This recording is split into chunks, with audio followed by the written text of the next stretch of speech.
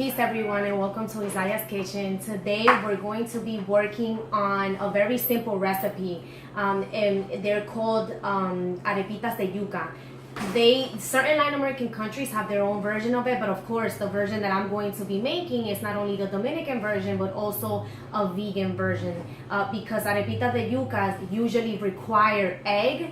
Some people add milk to the dish and butter, and of course all of these are dairy items which make them non-vegan, and of course it's made with its main ingredient, which is the yuca. I have the yuca here. The yuca, as Taino indigenous Taino mythology calls or narrates, it is the sacred root vegetable of the Taino. Very much how corn is the sacred crop of the Mesoamerican indigenous people in earlier times.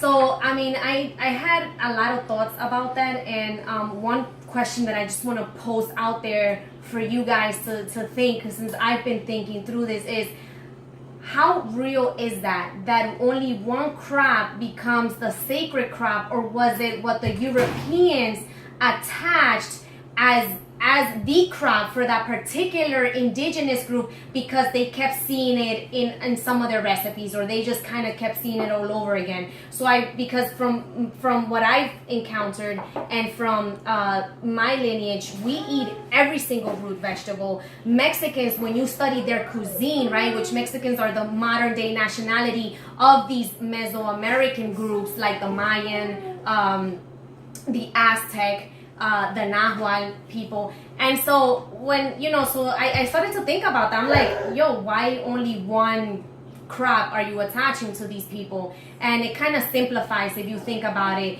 the viewing of the culinary traditions of these people. That's a very simplistic view by just attaching one. Now mind you, yes, corn takes up an overwhelming amount of the culinary dishes of the Mexican, but it's not really all of it. Just like the yuca, just because we make casabe, or we make empanadas de yuca, or we make arepitas de yuca, or we just eat the plain yuca, does not necessarily mean that the yuca is the almighty and everything. But you do find these crops, however, in a lot of these indigenous mythological stories. So I'm not denying that importance and that significant for that particular root vegetable in explaining stories to children, in explaining philosophical concepts to the children by using the crops and mythologizing them in that sense. Now, I wanted to also touch in one other important point, and it brings me back to why I do what I do. Why is it that I am sharing the vegan versions of traditional Dominican food? It is my duty, because I grew up they might not be considered chefs, right? They might not be considered or have these titles as the French who co-opted, right? That's what they took from the Moorish civilization. They took the cooking and they made it into this empire where, if you study the French way of cooking, it's kind of like an assembly line. And again, here we go again. You take something so whole and you make it linear, which coincides with the European way of thinking. And so you have the line cook, and then you have this cook, and then you have the sous chef, and then the main chef. Again, I am not taking away from the importance, right, the French have added to cuisine. But again, we must really study that to understand, why are you simplifying this into an assembly line, something so whole, something that women were doing, something that women were deeply connected, and then you turn it into a male dominated industry. And so these are just some of the points, right? Male dominated, it's an assembly line, linear form of cooking. That is what gives the identity to French cuisine, and it's not right and exact. And it's interesting how a lot of us original Black, Latino, Native American, Asian people that want to go into the culinary world have to study this colonized form of cooking, and it shouldn't be like that. When we come from rich culinary traditions. And I was watching today an episode of one of the greatest shows out there. You guys should check it out. And it's by Eddie Juan. The brother, I might be mispronouncing his name, but the brother is doing his duty, teaching people, teaching the world, and he's a Taiwanese American brother, and he's helping to demystify how Asians get viewed in this country as them being like some sort of model minority. This is what we get taught about Asians, right? There's a lot of conflict, right, between the African American community, the Asian community, and the Latino community in certain respects, right? And he's helping to demystify that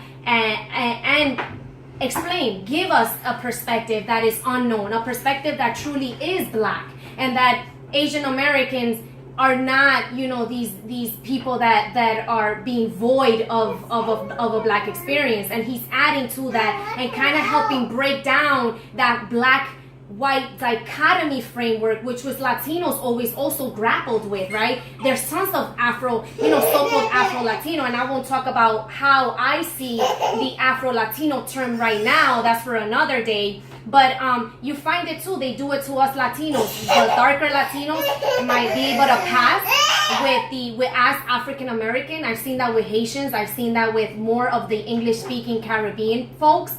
And then you got the lighter skinned Latinos that find themselves in disaccord to this, because even though they try to go with the white spectrum, it conflicts with them because, you know, the Europeans know who they are. So there is a thin line, there's a limitation there in passing that doesn't really allow them. And again, these stories have not truly come out yet.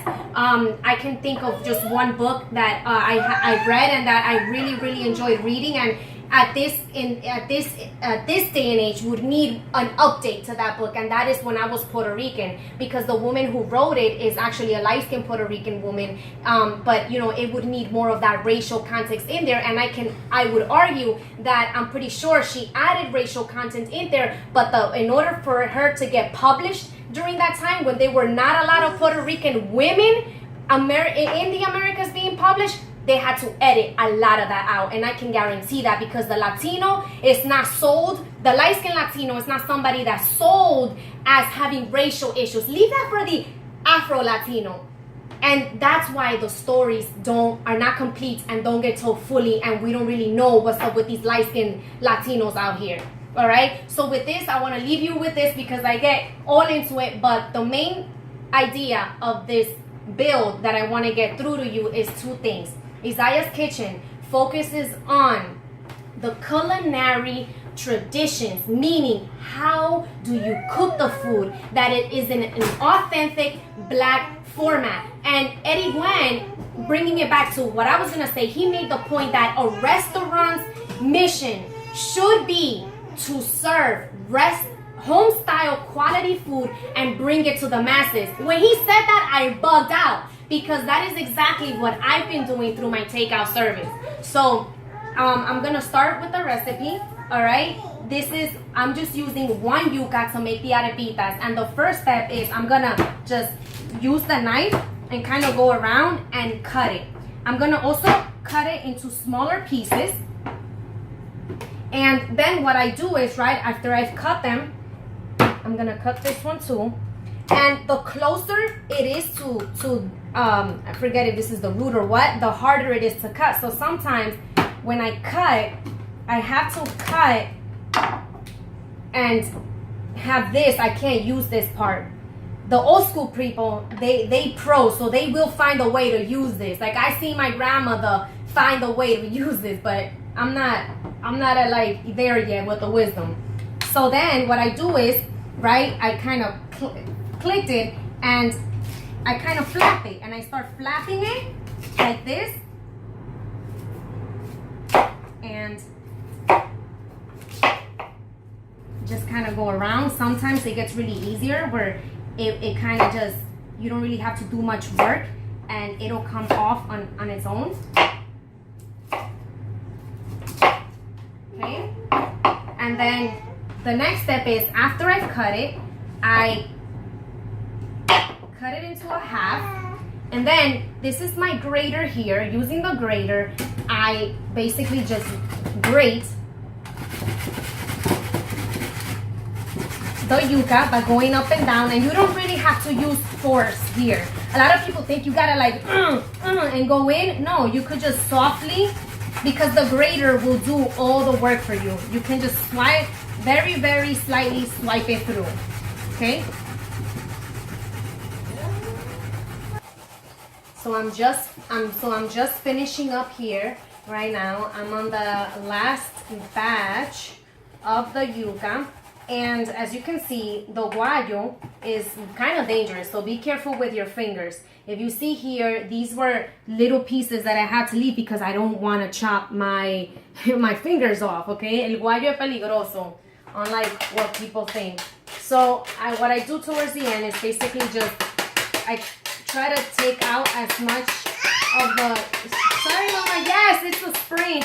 It sprays, so just make sure, you know, if you're wearing nice clothes and stuff, that you don't want to get your clothes dirty. And also from the back of the guayo, which you can't really see, there's going to be shredded yuca there too. Grated yuca. So what I'm going to do is I'm going to clean this surface area here. I'm going to smooth this. And this is what I'm left with, everyone. That is the grated yuca. Yuca! Yes. Yuca. Okay, and now I'm just gonna kind of bring it together. Now, traditionally, this recipe, what they do is, usually what would happen is that at this point, the person making the arepitas would use a cheesecloth, and with the cheesecloth, they would drain out the excess, you know, milk or juices from the yuca.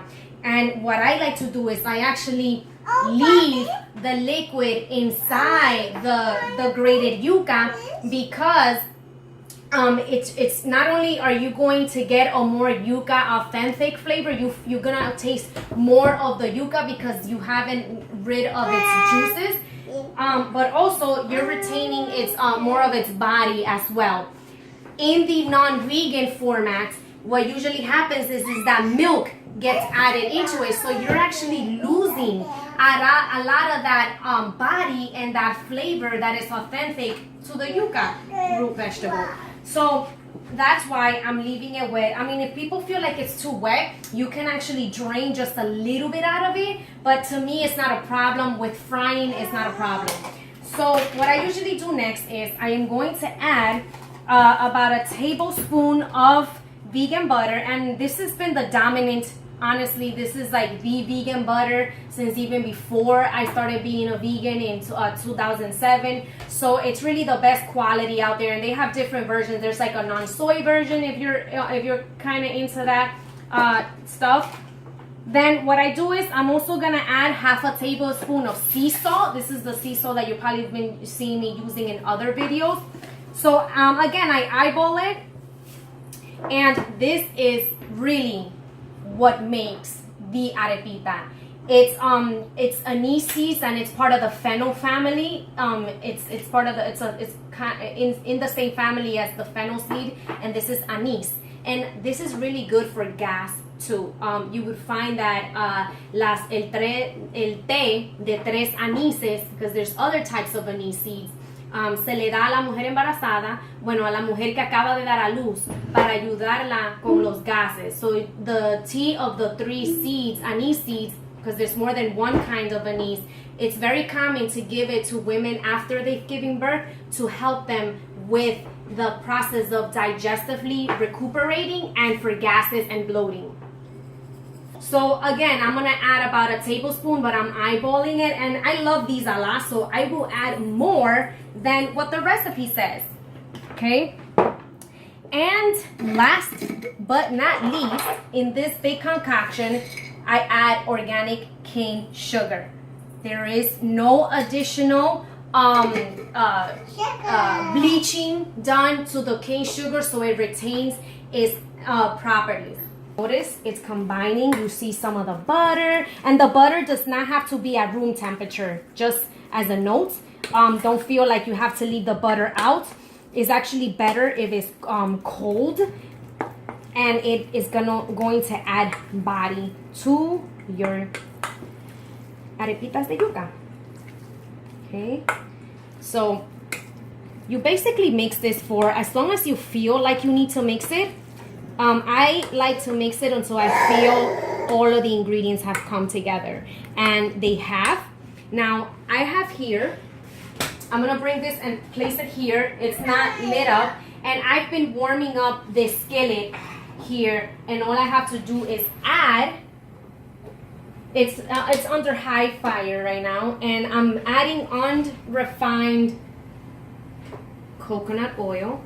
And the coconut oil not only will add a nice flavor to the arepitas, but it'll also crisp them up real good. And I add about a fourth of a cup of the coconut oil.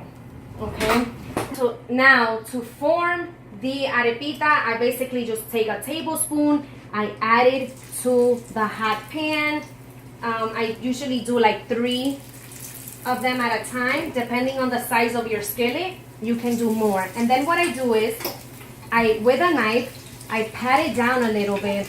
And you can make them rectangular, you can make them circular. I'm not too worried about the shape as I am of the flavor. Honestly, if people are worried about presentation, if you're gonna give these to a crowd as an appetizer, then just make sure you have a good manipulation of the arepitas so that they can you can form like nice circular shapes.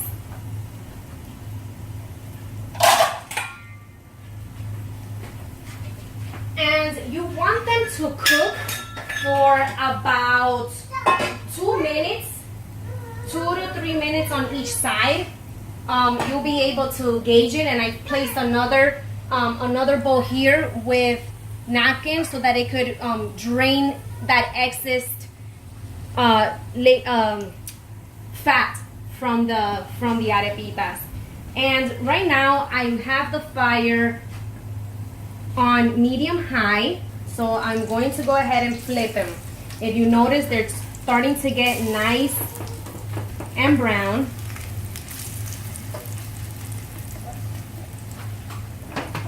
And again, I do this all the time with the skillet. I don't like to overwhelm the skillet with a lot of oil, so I don't put as much as I should on the pan. So that's why I'll move it, and you'll see me moving it and everything. But again, we're gonna leave it for about 2 minutes to cook. And when each side is browned enough, then it should be ready. And you should start to feel and smell that aroma coming up. So I have finished making the arepitas.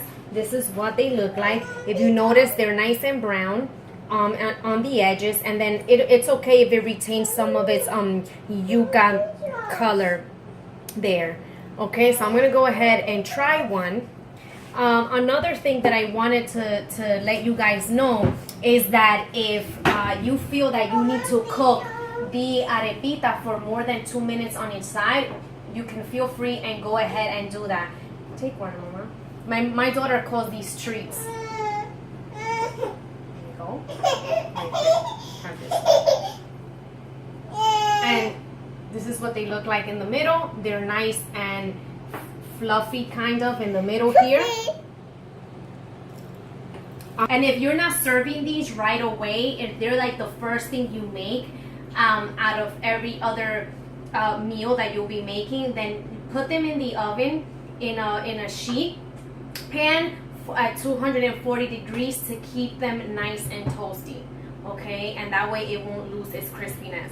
So thank you so much for joining me today in Izayaa's kitchen, and I'll see you next time. Please continue to send me your requests for recipes, your questions, and follow me. You can find me on Instagram, you can find me on Facebook, and you can always email me, and you can also go to my blog.